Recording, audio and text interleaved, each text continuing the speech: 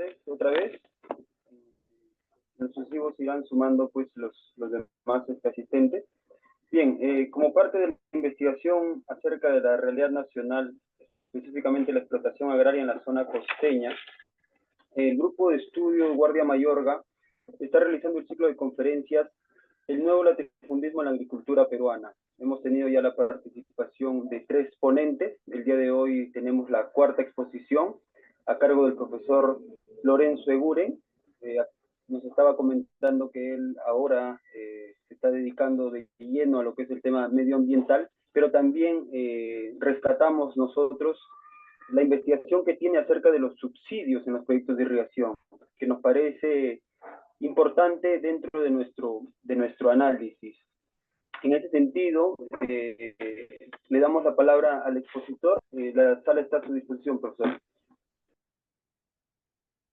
¿Qué tal? Gracias por la invitación. Voy a compartir una presentación. A ver, un momento. La función compartida.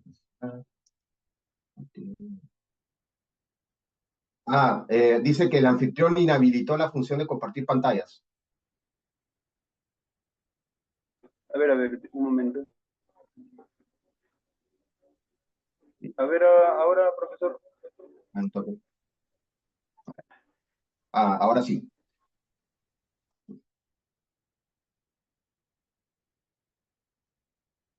Ya.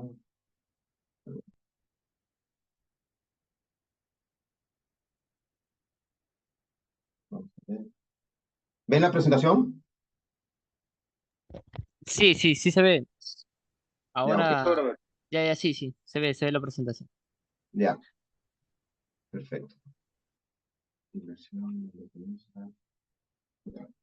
Ok, muchas gracias por la invitación. Solo quería comentar que yo no soy un experto en temas de agricultura, pero por X razones en la vida, en el año 2014, tuve un momento libre, porque yo siempre me he dedicado a temas de cambio climático, trabajando para el Ministerio del Ambiente y para el Programa de las Naciones Unidas para el Desarrollo. Pero por X circunstancias tenía un tiempo libre y hubo la oportunidad de hacer este estudio en donde me encomendaron estimar cuál era el nivel de subsidios en los principales proyectos de irrigación en la costa peruana. Entonces yo dije que sí, y bueno, comencé ese trabajo, ¿no? Entonces, ¿cuál era el objetivo de este trabajo? Era identificar a cuánto ascienden los subsidios estatales en los procesos de adjudicación o subasta de tierras de los proyectos de irrigación, los principales proyectos de irrigación que hubieron en la costa, que fueron financiados con recursos públicos a partir de 1990 hasta el año 2012. Y entendemos como definición de subsidio es que es la diferencia entre el costo real de un bien y servicio y el precio pagado por el consumidor final. Y generalmente la aplicación de subsidios tiene su origen con la intención de los estados de alcanzar las metas sociales o para favorecer a determinadas personas, actividades o zonas de un país. Pero en general, si uno hace un subsidio, es para maximizar el bienestar de la sociedad, porque la meta del gobierno del Estado es maximizar el bienestar de todos los ciudadanos. Entonces eso debería buscar un subsidio. Entonces, en este estudio identifiqué 3 tipos de subsidio. Uno es el subsidio de la inversión, que es la diferencia entre el monto total que invirtió el Estado en hacer esta infraestructura de irrigación y finalmente cuánto obtuvo de los que al final se favorecieron de esta extensión de nuevas tierras o provisión de mayor agua y otros servicios, y cuándo obtuvo de ellos, ¿no?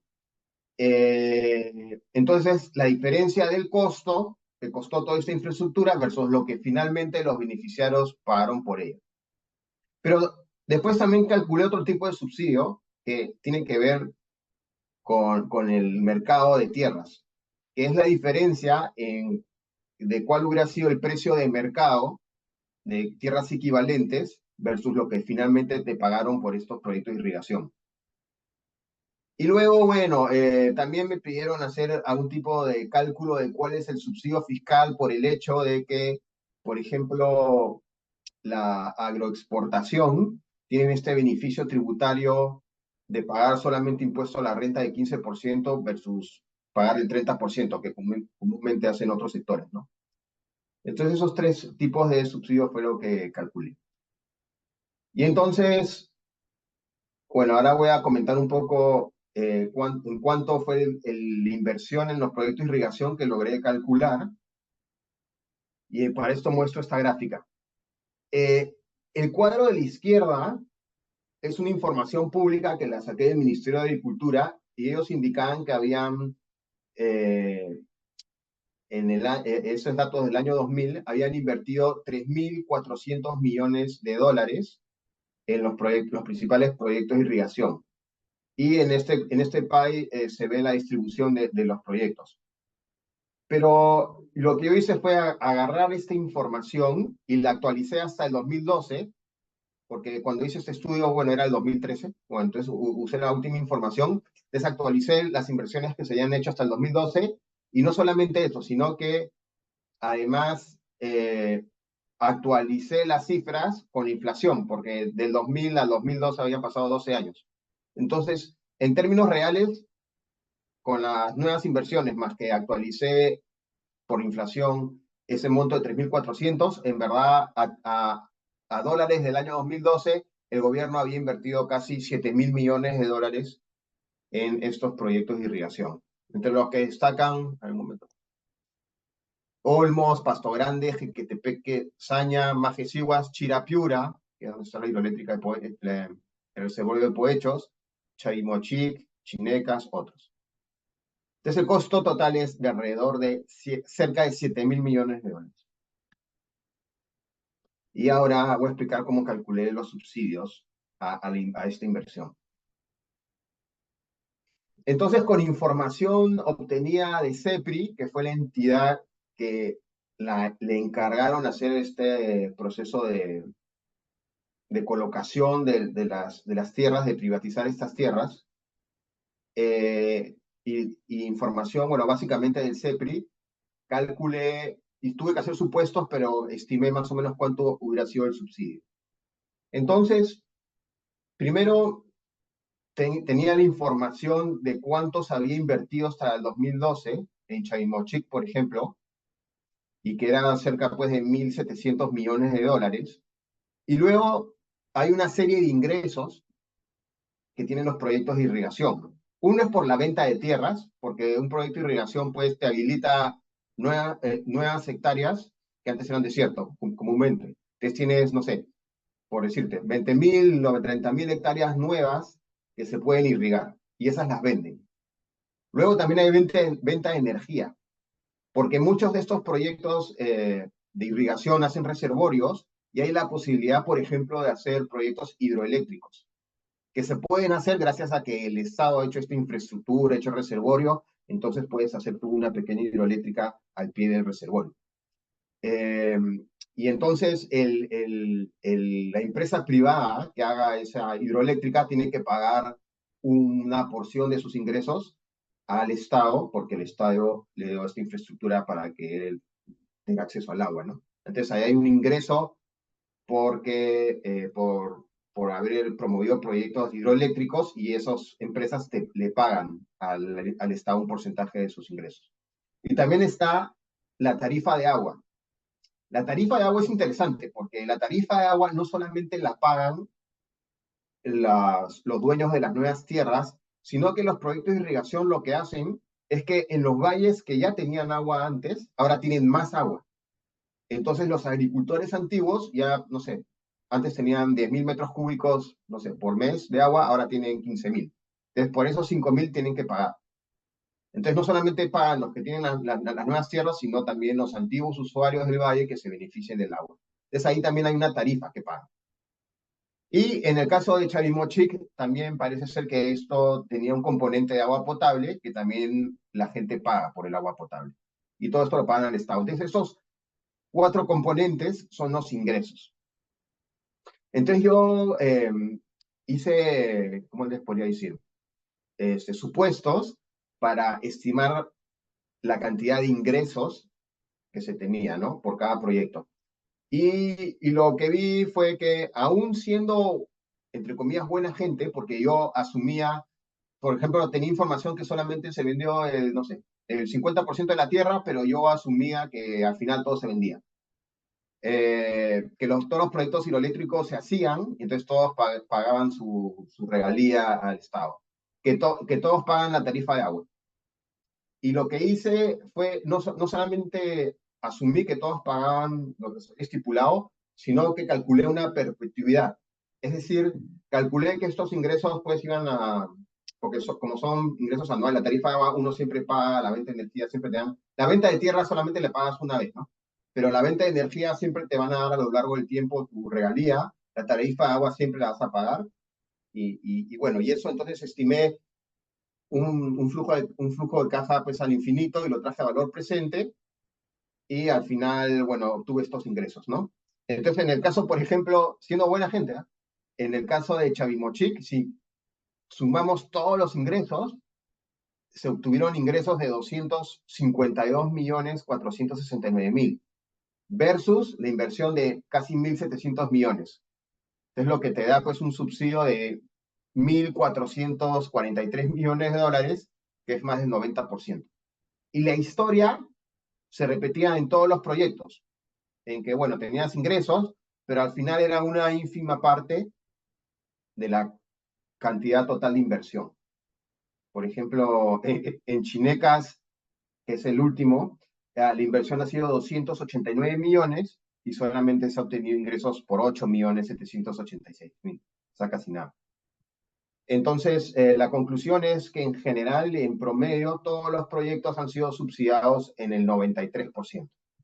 Es decir, costaron 100 y solamente se recuperó 7. Entonces, prácticamente, pues el Estado, no es que haya regalado, pero casi regalado esta infraestructura. Y luego también calculé el subsidio por la venta de la tierra en proyectos de irrigación en la costa peruana. Y acá era la diferencia entre lo que en términos de mercado, cuánto era el precio de mercado de las tierras y versus lo que al final obtuvieron en la venta de estos proyectos. Entonces, en general, acá sí la diferencia no es mucha. En promedio es como, bueno, si no consideramos Olmos, es solamente 25% de la diferencia entre el precio de mercado y lo que finalmente se pagó. Entonces, digamos que no estaba tan mal. Y si ponemos Olmos, en verdad casi no hubo subsidio en la venta, o sea que casi se pagó el precio de mercado en las tierras. Y el caso de Olmos, acá sí no hubo subsidio, al contrario, se pagó mucho más de lo que se había calculado de valor de mercado. Y acá la explicación es que en Olmos ya era otra época.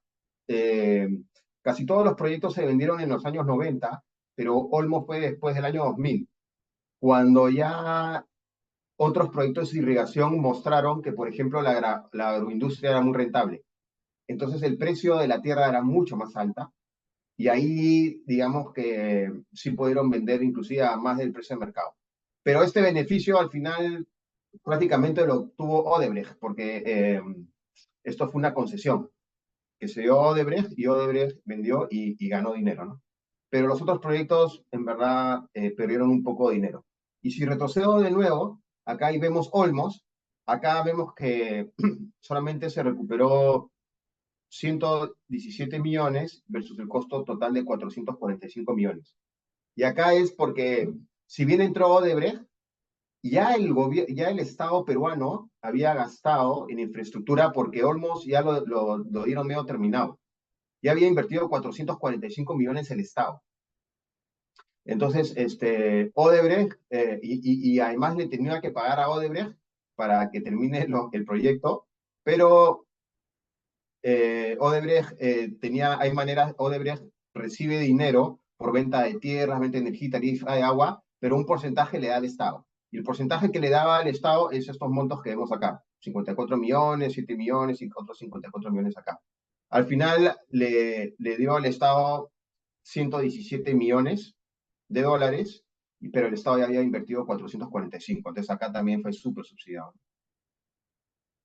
Y Y en los temas tributarios, ¿verdad que es importante? Porque en verdad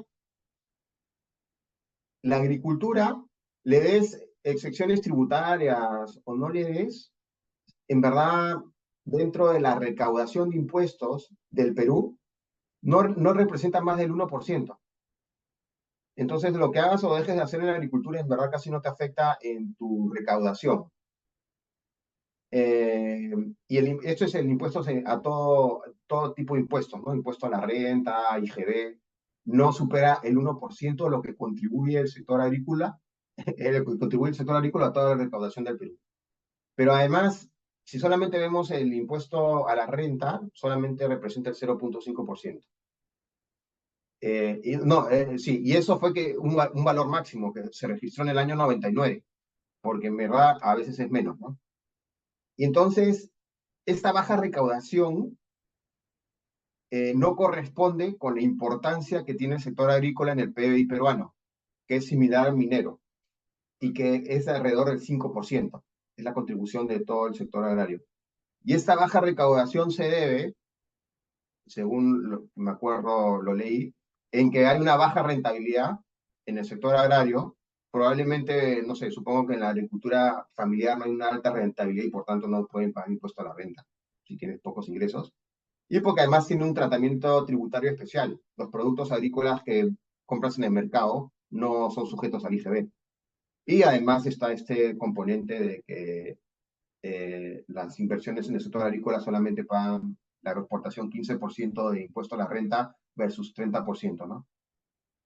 Eh, pero acá lo paradójico es que si es que alguien paga impuestos en el sector agrícola, es el sector exportador agrícola, que son esta gran agroindustria. Ellos son los que pagan impuestos. Pagan poco porque tienen excepciones tributarias, pero son los únicos que pagan en el sector agrícola. Porque, por ejemplo, la pequeña agricultura no paga, ¿no? Prácticamente impuestos al Estado peruano. Y bueno, entonces tenía hay una serie de conclusiones que tuve al hacer este estudio, ¿no? La primera conclusión es que es evidente que estos proyectos no se diseñaron para que el Estado recupere la inversión, sino para que fuera subsidiado. Y lo que yo entiendo, supongo, que la intención del Estado, más que recuperar su plata, era extender la oferta agrícola, que haya más ingresos y mejorar la productividad del gobierno no, del Perú, desarrollar la agricultura, y por eso hicieron estos proyectos de irrigación. Y probablemente, si vemos todos los años que han pasado y sumamos todos los ingresos que han obtenido la agroexportación, lo que se ha pagado en empleo y al final lo que han pagado un poco, lo que sea de impuestos, probablemente todo este monto de lo que ha generado en ingresos esta agricultura de las irrigaciones ya probablemente superó los 7.000 millones, ¿no? No lo recibió el gobierno, lo recibieron otros, los grandes empresarios, un poco los empleados, pero de que generó riqueza, generó. Pero la interrogante es, ya que el Estado hizo esta inversión, que permitió llevar el agua a la costa y a nuevas áreas, es que si este fue el mejor modelo de explotación, es decir, dar a la gran agricultura estas tierras o, por ejemplo, dar a predios más pequeños. Y no estoy diciendo ni siquiera 5 hectáreas, ¿ah? Podría haber sido predios de 50 hectáreas, de 100 hectáreas, que aún es grande y uno puede, digamos, industrializar y hacer grandes inversiones ahí. Y puede seguir siendo rentable. Eh, entonces, al final, este modelo de los proyectos de irrigación hizo que solamente pudieran entrar grandes empresas. Porque, por ejemplo, en muchos proyectos de irrigación, el predio más chico eran 500 hectáreas. Te pedían garantías para la inversión y carta fianza. Es imposible pues, que entre ahí un pequeño. Tendrían que entrar ahí los grandes, ¿no? Los inmensos. Y aunque les hubieran regalado la plata, no hay que entender que esta gente llegó, los grandes inversionistas, y ya sembraron, no. El problema de estos proyectos de irrigación, y que yo entiendo es una barrera para que se metan pequeños, es lo que te dan es una bocatoma para que tomes el agua, y después tú tienes que irrigar 500 hectáreas de desierto.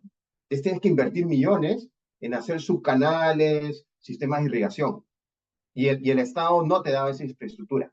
Entonces también como fue diseñado, solamente podían entrar grandes que podían hacer esta gran inversión para que ya el agua llegue pues a cada hectárea, ¿no?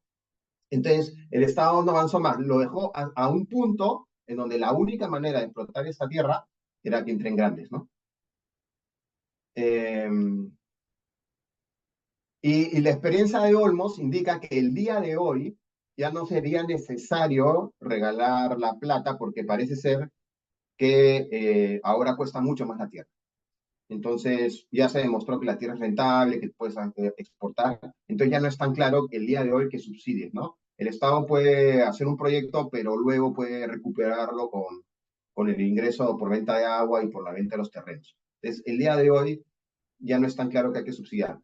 Los anteriores proyectos comenzaron en los 90, que era una situación donde el Perú no exportaba, estábamos en crisis, la tierra costaba poco, entonces ahí como que para animarte a invertir en agricultura tenían que prácticamente subsidiarte y regalarte los terrenos, ¿no? Pero ahora no es tan claro que deberíamos subsidiar.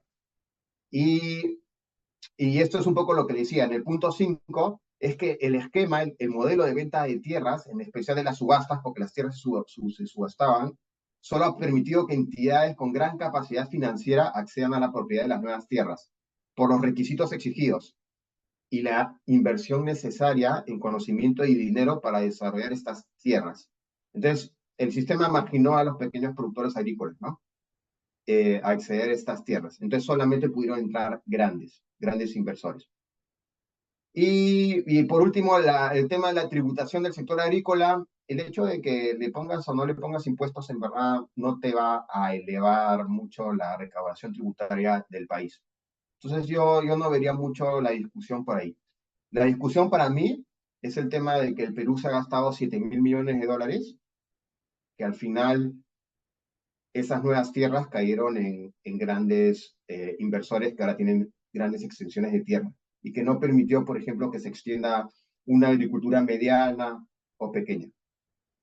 ¿Y por qué es importante esta reflexión? Porque el Estado, al haber invertido los 7.000 millones de dólares, ha podido diseñar un modelo de, por ejemplo, apoyar, ni siquiera digo la pequeña, sino la mediana agricultura de 50 hectáreas, de 100 hectáreas. Y en vez en Charimochic, no sé, de tener 5 dueños, podríamos tener 50 dueños que podrían haber expandido pues una burguesía local que podría haber generado más empleo, por lo menos ya tendrías a 50 millonarios versus 5 millonarios, que podrías haber generado una profundidad mayor en la economía de las regiones, ¿no? Donde se hizo.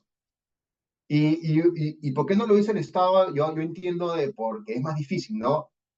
Para que podrían haber invertido pequeños agricultores o medianos, el Estado tenía que haber hecho más la tarea que tiene que hacer el Estado. Por ejemplo, capacitación, proveer financiamiento, tratar de organizar un poco mejor la digamos, el tipo de propiedad. Podría haber promovido las cooperativas, podría haber invertido un poquito más para que la bocatomas de agua no se queden pues en una bocatoma y después tú te encargues de regar 500 hectáreas, sino que podrían haber hecho subcanales más pequeños para poner más al alcance del pequeño inversionista eh, el acceso de estas tierras, ¿no? Y que ya no tengas que invertir tanto dinero. Entonces yo creo que el gobierno fue un poco facilista, hizo el proyecto y ya pues, ¿cómo hago para que esto produzca lo más rápido posible? Démosle a los grandes inversores. Al final hubo crecimiento, sí. Al final hubo empleo, sí. Pero tal vez con otro modelo pudo haberse generado más empleo y más ingresos y, digamos, entre comillas, más justicia social, ¿no? Porque podría haber más dueños. Entonces es un poco las conclusiones que tengo, ¿no? Y, ¿Y por qué es importante esta reflexión? Porque los proyectos de irrigación no han terminado. esto lo saqué de La República, una imagen que busqué en Google, y esto es del año 2019. Pero acá hablan de 13 megaproyectos que se están realizando en todas partes del Perú. Inversiones de 3.000 millones de soles, 500 millones de soles, son grandes inversiones. Entonces, tomando en consideración la experiencia antes, si el gobierno va a invertir esto, por lo menos debería dedicar un poco de su tiempo en cuál va a ser el modelo de explotación de estas tierras. Si de nuevo se la va a dar a grandes terratenientes o va a hacer un poco más de trabajo para crear capacidades, infraestructura para que tenga acceso también el pequeño empresario, ¿no? Yo creo que, no estoy seguro si con una microagricultura sería esto rentable, pero yo sí creo que no tienes que dar miles de hectáreas a un dueño. Yo creo que podría haber predios más pequeños de 50, 100 hectáreas y puedes generar una mayor profundidad en la economía en las regiones y igual ser rentable, igual poder exportar y todo ese tema, ¿no? Entonces, considerando la experiencia de las anteriores irrigaciones, estas nuevas irrigaciones que se están desarrollando deberían considerar estas experiencias aprendidas y por lo menos pues hacer las medidas habilitantes para que tenga acceso también pues, el pequeño agricultor, ¿no? Y gracias. Esa es un poco mi presentación. Este trabajo lo hice en el 2014 y no me he dedicado al tema agrícola, pero por lo menos son las reflexiones que me salieron al hacer este estudio. Gracias. Ahí voy a hacer mi pantalla. Gracias, profesor Iguren. Ha sido bastante preciso y creo que da pie también a que podamos iniciar un pequeño debate respecto al tema, ¿no? Quizá ahí podamos profundizar un poco más. En este sentido, le hago recordar a los presentes que tienen la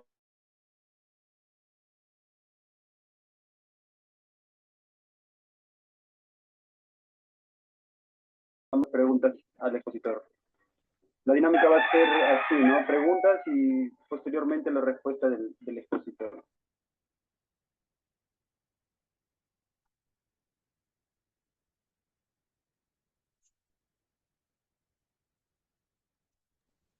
Yo tengo una pregunta. Usted menciona ahí que, por ejemplo, hay una reducción en cuanto al cobro de la renta, ¿no? Está en un 15% y creo que esto va hasta el 2030 con la nueva ley que se ha aplicado. Y también por otra parte dice que, bueno, la cantidad de empresas que existen no representan pues demasiado dentro de la economía nacional. Sin embargo, ¿cree usted que estos beneficios fiscales, por ejemplo, también la recuperación al IGB, deberían mantenerse? O sea, ¿es sostenible hacerlo ahora? O sea, por más de que sea insignificante el impacto, de todas maneras están teniendo bastante, se podría decir, facilidad en las empresas. Cuando vemos que el crecimiento de la agroindustria ha sido sostenido en los últimos 20 años, ¿no? No ha tenido ni siquiera con la pandemia un bajón considerable. ¿Cuál es su opinión al respecto? Sí, o sea, a ver, la ley debe ser igual para todos, ¿no? O sea, si todos pagan el 30%, todos deberían pagar el 30%. En su momento, en los 90, cuando yo me acuerdo, pues Perú estaba en una recesión y nadie se animaba a invertir, un poco que sí se podía justificar que te regalen todas las facilidades, que te bajen los impuestos, pero efectivamente, como tú dices, han pasado pues ya 30 años, ya está probado que el negocio funciona, estas empresas generan utilidades, entonces ya no tiene sentido seguir esta exención tributaria. Si tienen utilidades, que paguen el 30% como todos, ¿no? Ya no tienes, ya tu sector no es de mayor riesgo, ya pasaron 30 años y ya año tras año estás exportando, el Perú se ha convertido en una potencia agroexportadora, entonces ya deberían tener el régimen tributario como todas las demás empresas del Perú. Tal vez se podría mantener en nuevas tierras que se ganen, que todavía es complicado, que pueden darle por los primeros 5 años de que alguien se meta en una nueva tierra, en un nuevo desierto, que puedes tener ciertas barreras, ciertos riesgos, ahí podría justificar. Pero seguir con esa extensión de tierras como en Chalimochí, que ya tiene como 30 años y eso no tiene como sentido, ¿no? Porque seguir dándoles, estarías diciendo que todavía, que no es claro que sea rentable, que es muy riesgoso, pero ya no. Ya son mercados maduros, estas empresas ya se capitalizaron todo, seguramente ya recuperaron toda su plata que invirtieron, ya pagaron todos sus créditos, entonces ya deberían pagar impuesto a la renta. Como todos, porque pagan 15%, ¿no? Podrían pagar 30% como todos. Y respecto a los proyectos que se vienen, que bueno, está el Estado pues alardeando con bombos y platillos, bueno, ¿cuál es su perspectiva respecto a estos proyectos, no? O sea, ¿va a ser lo mismo de siempre? ¿Vamos a darle a las grandes empresas o puede haber una esperanza ahí de que se desarrolle esta pequeña agricultura? ¿Cómo ve usted el tema? Eh, a ver, primero, el peor proyecto es el que no se hace. Entonces, por lo menos que se hagan. Porque al hacer un proyecto, igual hay un constructor que hace, hay empleo. Si el constructor es peruano, mejor que sea peruano. Al final, será un millonario, el que hace la construcción se volverá millonario, pero él puede invertir de nuevo en el Perú. Entonces, de alguna manera, igualito se dinamiza la economía. Entonces, importantísimo es que se hagan los proyectos. Pero yo no veo, o sea, yo creo que lo más probable, yo no soy experto en agricultura, pero lo más probable es que se vuelva a tener el modelo de antes. Porque, por ejemplo, hay este instituto que creo que se llama INIA, del Ministerio de Agricultura, que es para capacitar al sector agrícola y está hasta las patas, ¿no? O sea, el gobierno no ha invertido en capacitar al pequeño agricultor. Yo no veo ningún esquema de financiamiento para un pequeño agricultor, no veo un esquema de garantías para que un pequeño agricultor pueda recibir un préstamo y hay una entidad que da la garantía, entonces el banco se anime a apostar por los pequeños agricultores. No veo ningún desarrollo que permita que este modelo cambie. Entonces, lo más probable es que lo hagan igual que antes, ¿no? Entonces, alguien puede decir, ah, pero igual alguien va a invertir, igual alguien va a sembrar, igual van a generar empleo, igual se va a generar ingresos en el Perú. Es verdad, probablemente el Perú esté un poquito mejor, pero acá el tema es que es el gobierno que ha invertido esta plata y el gobierno podría decidir cuál es el modelo. Entonces, este es mejor, este es bueno, sí, pero podríamos haber tenido un desarrollo mucho mayor. A lo que te digo, no haber generado posibilidades de que se metan agricultores medianos, que hacer un poco más extenso la propiedad y debes de concentrarla, ¿no? Los dos causan desarrollo, probablemente sí, pero podría haber uno que sea mejor y que traiga más desarrollo al país, más justicia social. Entonces yo creo que se han quedado acá cuando han podido ir hasta allá. Ese es el problema, ¿no? Y es escandaloso porque no es un privado que lo hace. El gobierno es el que ha invertido esta plata y el gobierno debería garantizar cuál es el mejor modelo que maximiza el bienestar. Por lo menos debería demostrarnos, tomarse el tiempo de demostrar que la gran agricultura es mejor que la pequeña o la mediana. Entonces ya todos podríamos decir, ah, bueno, pero no, ni siquiera hacen ese análisis, simplemente eh, no hacen ese análisis y simplemente se lo dan a grandes, ¿no? Cuando yo creo que deberían hacer un esfuerzo para hacer esto más extensivo, como pasa en otros países, ¿no? Uno puede ser millonario y tener una agricultura intensiva en tecnología con 50 hectáreas, con 100. No tienes que tener 3.000, 20.000 o 5.000. Y para los pequeños agricultores, no sé, de 2, 5 hectáreas, ahí el gobierno tiene que intervenir, en mi punto de vista, para generar economía de escala, para apoyarlos en hacer cooperativas, porque, claro, o sea, te sale muy caro comprar fertilizantes o una maquinaria cuando tienes 3 hectáreas, pero si te juntas 100 y ya tienes 500 hectáreas, entonces entre ellos ya pueden pues, comprar su maquinaria, todo. Pero eso implica que el gobierno capacite, que les apoye, por ejemplo, en hacer una cooperativa, que les ayude a, a tener acceso al mercado, que haya gente, no sé, pues ¿cómo le llaman? En Mincetur o no sé en cuál, en el Ministerio de Comercio, que les apoye marketear en los mercados, que ellos sean como los intermediarios, pero que al final ellos corren. Pero nadie hace esa tarea. Entonces se lo dejan a los que pueden, y los que pueden son los grandes inversionistas y los grandes agricultores, ¿no? Entonces marginan a los demás. Y no es justo, ¿no? Porque el gobierno debería justamente maximizar el bienestar para todos. Muy bien, está abierta la ronda de preguntas. Sí, Jerry, por favor. Sí, ¿qué tal? Buenas tardes. Bueno, me parece muy interesante la exposición que ha brindado el profesor Lorenzo.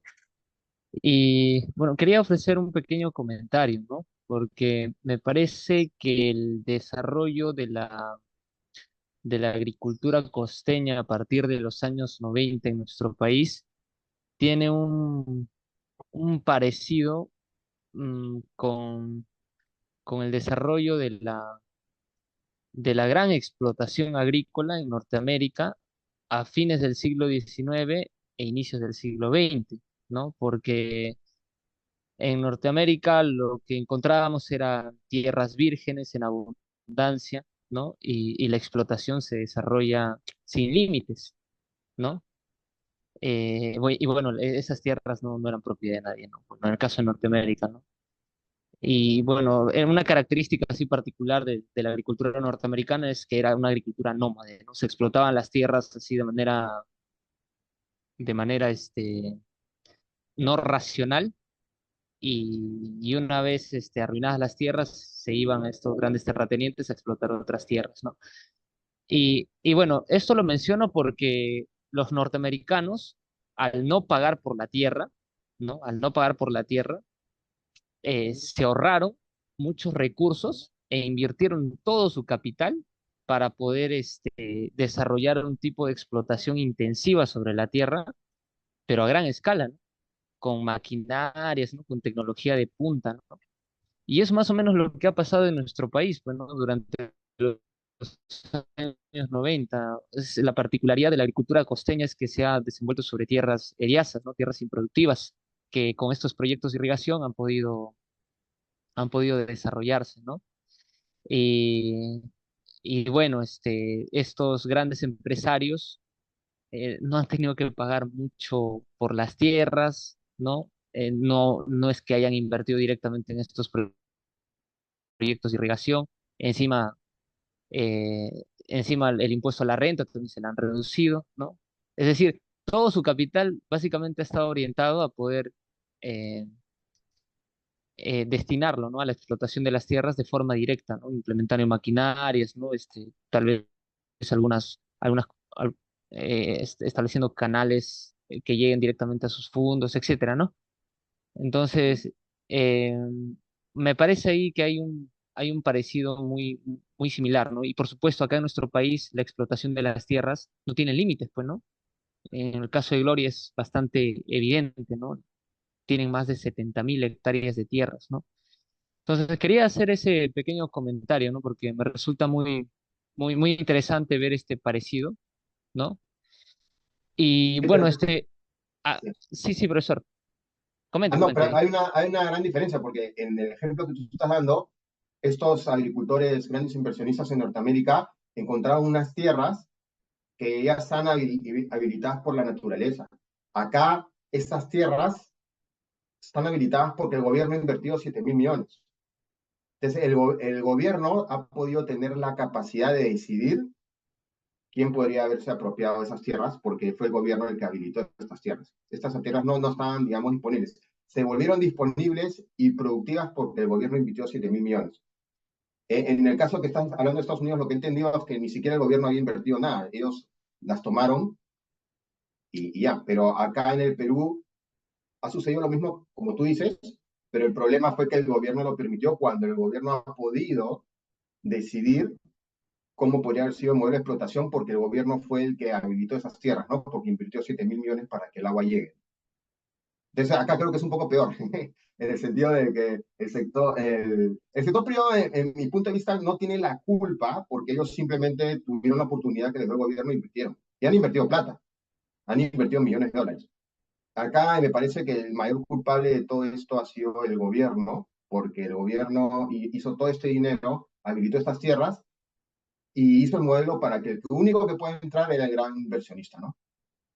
Eh, bueno, Claro, sí. precisamente a eso quería llegar. Ah, En el caso de Norteamérica, no ha habido una inversión por parte de estos grandes empresarios para cubrir los costos de la tierra, ¿no? Y en el caso de nuestro país, por supuesto que han invertido algo, pero han invertido lo mínimo, ¿no? Porque el Estado les ha subsidiado la compra de las tierras, ¿no? Entonces han tenido la posibilidad de canalizar todo su capital, ¿no? Con potencia en a la implementación de maquinaria, etcétera, ¿no? Eso es lo que quería comentar, ¿no? Profesor, lo que ya para ir al punto, quería formularle una pregunta así bien precisa, es, ¿el Estado de esta forma ha subsidiado en otras ramas de la producción, así como lo ha hecho con la agricultura? Esa era la primera pregunta, ¿no? Por el caso de la agricultura, sí, el subsidio es evidente, ¿no? Y la otra pregunta es, bueno, ya que usted menciona que también está más familiarizado con los temas medioambientales, ¿qué, qué consecuencias está trayendo la gran explotación, ¿no? Al medio ambiente, ¿no? A la biodiversidad, etcétera, ¿no? Específicamente en la agricultura costeña, pero también quisiera que nos pueda hablar un poquito más de las consecuencias que trae, por ejemplo, la producción de la palma aceitera, ¿no? En la parte de selva, ¿no? Por ejemplo, lo que hacen los romeros, ¿no? Entonces, Ya, eso, ya. Bueno, no soy experto en subsidios, entonces yo no sé si hay otros sectores de la economía que reciben tantos subsidios. Eh, bueno, solamente sé este caso de la agricultura. Eh, Subsidios potentes reciben en la selva, ¿no? Pero a los combustibles fósiles. El diésel en la selva es súper subsidiado. Pero bueno, eso beneficia a toda la población, ¿no? Los narcotraficantes hasta el que tiene su carrito, a todos. Pero, y sobre el otro que mencionas, ya, y esta gran explotación, sí, ¿cuáles son los temas en cambio climático? Probablemente es negativo en el sentido de que es intensiva en fertilizantes, en químicos, y seguramente la tierra es pobre, pero no hacen un desarrollo ecológico de estas tierras, entonces es full fertilizantes y todo. Y, como mencioné antes, una de las principales fuentes de emisión del mundo es la agricultura por el uso de fertilizantes nitrogenados. Entonces se libera a la atmósfera N2O, que es un gas que tiene que ver con nitrógeno, que es uno de los peores gases de efecto invernadero. Entonces, sí produce emisiones este tipo de agricultura. Y sobre la selva y el tema de la palma y sobre qué pasa en la agricultura en la selva y su impacto en cambio climático, en verdad, el principal foco de deforestación en la selva es los agricultores, los colonos.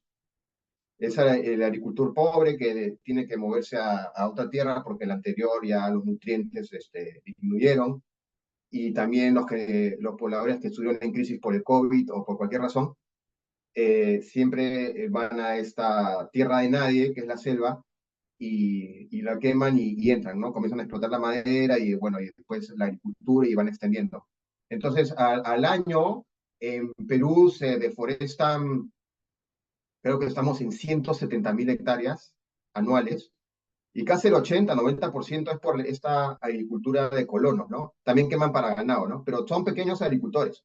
La palma y la minería ilegal, a pesar de que tienen impactos importantes, y la minería ilegal, además de que destruye el bosque, tiene el mercurio que contamina todo el agua, si tú contabilizas todas las hectáreas de la palma y de la minería ilegal, es marginal comparando con la deforestación de la agricultura de los colonos.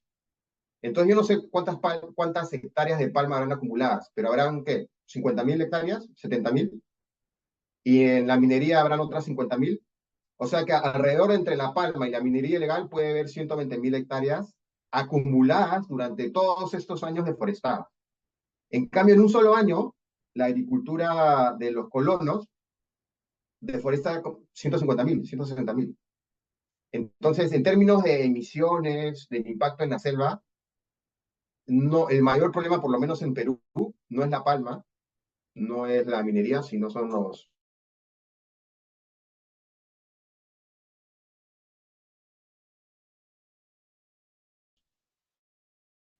es una de las principales razones de deforestación. Pero en Perú aún no. Pero tienes razón en preocuparte porque podría crecer. y podría ser un problema. Pero en Perú hay que enfrentar, sí, en La Palma hay que enfrentar la minería ilegal, pero también hay que enfrentar la agricultura de los colonos. Y no sé cómo es la manera, pero la manera es tal vez apoyarlos en que su agricultura sea más productiva y ya no tengan que estar buscando nuevas tierras, ¿no? Pero ahí también se tiene que meter el Estado, ¿no? Para evitar que siga creciendo esta deforestación. Profesor, tenemos una pregunta de Juliano. Adelante, Juliano. Ya, ¿qué tal, profesor? Sí, yo tengo una pregunta a los pequeños agricultores, ¿no? Lo primero va, ¿cómo protegerlos, ¿no? Porque, por ejemplo, en el caso de Brasil, ¿no? Exactamente en el estado de Mato Grosso, se han registrado compras, ¿no? De grandes agricultores a las pequeñas tierras de los pequeños agricultores, ¿no? En los cultivos de soja, ¿no? Y en la ganadería extensiva.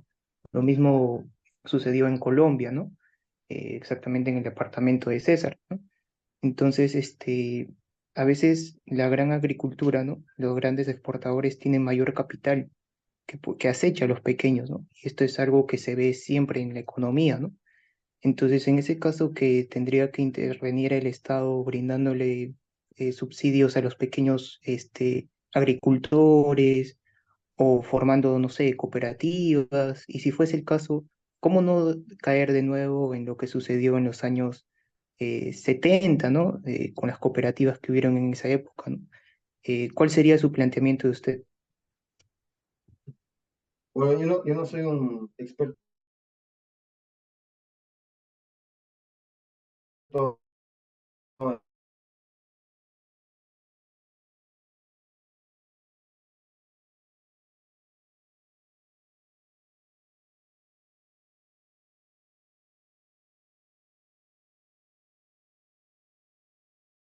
muy ineficiente y, y, y no sé, además ni siquiera lo tienen planificado, ¿no?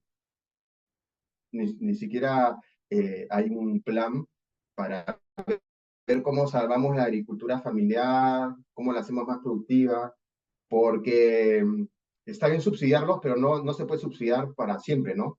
Porque, porque al final es un hueco al presupuesto peruano. Entonces tienes que subsidiar, sí, para en un primer momento, como que se hizo en las irrigaciones, subsidias para que haya agua, pero una vez que ya tienes el acceso al agua, al conocimiento, así, ya debería funcionar solo y el subsidio no puede ser permanente, ¿no? Y sí, pues el gobierno debería hacer su tarea, porque por sí solos creo que la agricultura familiar no va a prosperar, ¿no? Y entonces ahí el gobierno tiene que hacer seriamente, no sé, la capacitación, mecanismos de financiamiento, de cooperación. Pero no sé, si no es una prioridad del gobierno, entonces lo veo un poco complicado. Yo no sé, pero yo no soy un experto en temas agrícolas, por ahí que los expertos en agrícolas tienen otros planteamientos, pero el Ministerio de Agricultura debería comenzar a organizarse para asistir efectivamente pues a la pequeña agricultura, porque solos no van a poder, el Estado va a tener que apoyarlos. A ver, ¿hay alguna otra pregunta? Si no, para ir cerrando ya la Sí, conferencia. les voy a decir un ejemplo de la importancia del Estado. Y una vez, en un momento trabajé para el sector privado y estaba con un español. Y nos fuimos a un pueblito en la sierra que fuimos por un camino de tierra, nos demoramos como 7 horas en llegar. Y el español me dijo, ¿cómo este pueblo va a elevar mucho más sus ingresos con esta carretera que te demora 7 horas, no hay ningún tipo de servicio? Este pueblo va a estar pobre siempre. Así me dijo.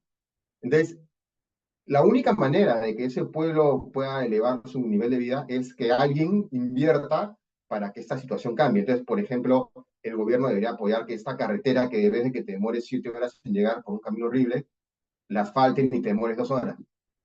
Que cuando vayas ahí hay algún tipo de logística que te permita sacar tus productos a un precio más bajo. Pero si nadie invierte, es imposible, ¿no? Que a estos pueblitos aislados y pequeños, sin ningún tipo de ayuda, salgan adelante. y él en Europa lo veía, ¿no? En Europa los pueblos de alguna manera están conectados, hay algún tipo de asistencia del Estado.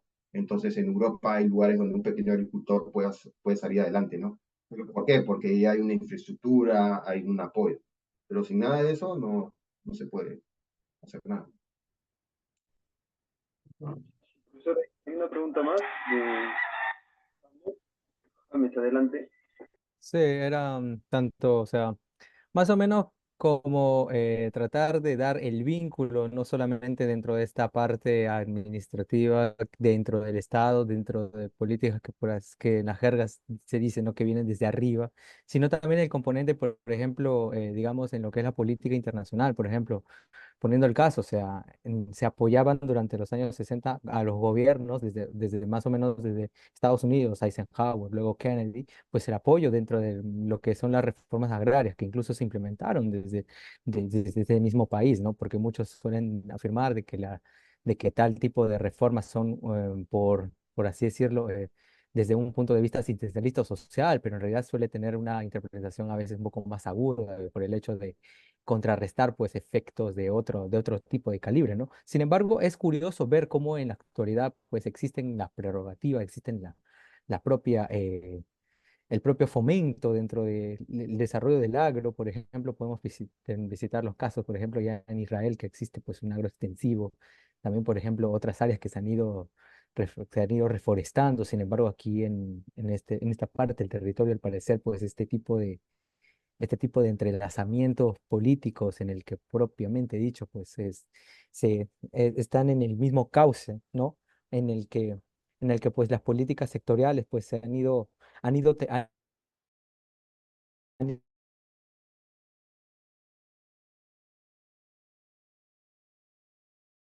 no aplicarse desde una materia más económica o también involucrando pues la articulación estructural desde arriba, por decirlo así, de alguna jerga, ¿no? El hecho de que se haya habido una reticencia desde las propias cabezas del Estado, desde la propia organización en el que ellos planteaban políticas no de gobierno, sino políticas de Estado en torno a la tierra, ¿no? En torno a precisamente pues el hecho de que sí, es dificultoso planificar, o bueno, sería mejor dicho, ¿no? Asignar y distribuir en varias manos lo que puedes hacerlo con pocos, ¿no? Pero asimismo tiene que haber otra parte que hasta el día de hoy esté pues favoreciendo que se mantengan este tipo de relaciones. Más o menos, ¿cómo podríamos planificar el panorama en tal tipo? Ah, mira, sí, pues el gobierno no está haciendo su tarea, ¿no? La tarea del gobierno sería, como les digo, ¿no? ¿Cuál es el objetivo de un Estado, de un gobierno? Es mejorar el bienestar de todos. Entonces, debería tener políticas para promover la agricultura, que si haces una reforma agraria, sea una reforma buena, porque, o sea, si haces una reforma agraria, por ejemplo, el día de hoy hay gente que está criticando que Gloria tiene cuántas, 100.000 hectáreas, ¿no? A mí me parece mal también, ¿ya? Pero digamos que tenga 100.000, otros tienen 25.000, ok. Y tú dices, no, que no es justo todo, hagamos una reforma agraria. Y digamos que lo expropias y lo divides en pequeñas parcelas. Te aseguro que vamos a estar peor que antes. Porque si eso no va acompañado de capacitación, mercados, todo, te aseguro que vamos a extrañar a que venga Gloria de nuevo a que invierta esos 100.000 hectáreas.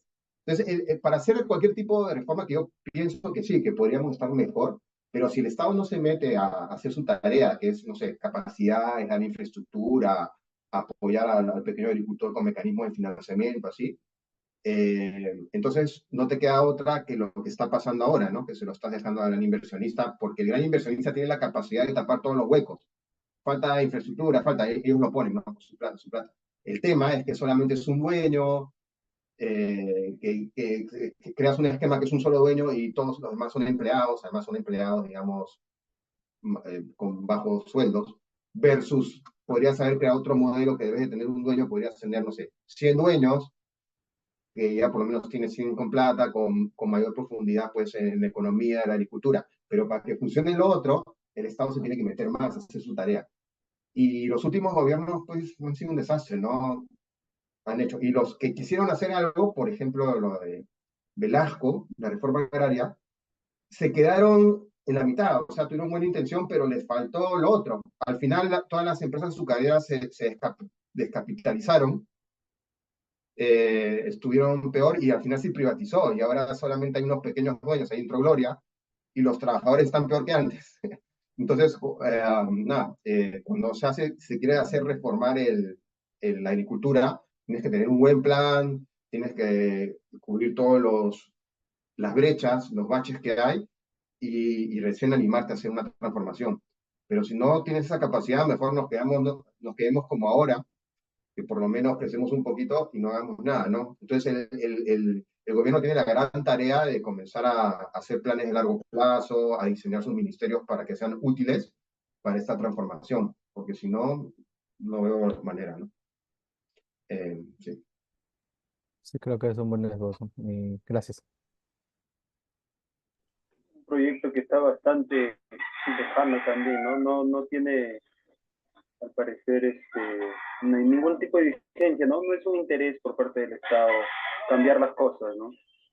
Y da pena, porque en ese mapa que yo les enseñé, de que hay como 15 o 20 proyectos, ahí podrías hacer una súper transformación. Ahí ni siquiera te tienes que pelear con los empresarios, porque todos estos proyectos de irrigación son nuevos.